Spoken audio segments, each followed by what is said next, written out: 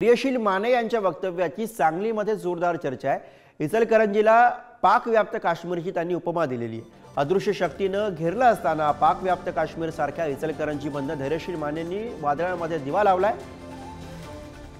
वाळव्यामध्ये क्रांतीवीर नागनाथ अण्णा नायकवाडी यांच्या जयंतीनिमित्त एका कार्यक्रमाचं आयोजन करण्यात आलं होतं आणि या कार्यक्रमामध्ये त्यांनी हे विधान केलं।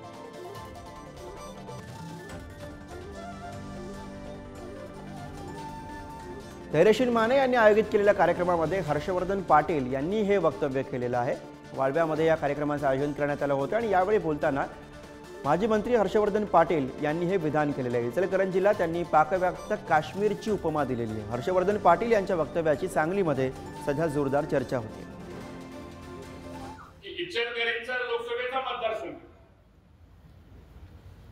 तसा पाहिला तर पाकव्याप्त काश्मीर असं म्हणायला पाहिजे फक्त,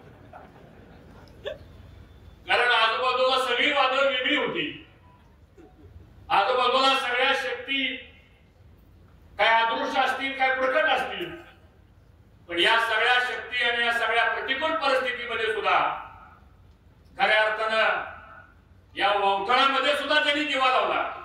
ते धैर्यशील मानेंचं मी मनापासून अभिनंदन करतो। मला मनापासून या ठिकाणी शुभेच्छा।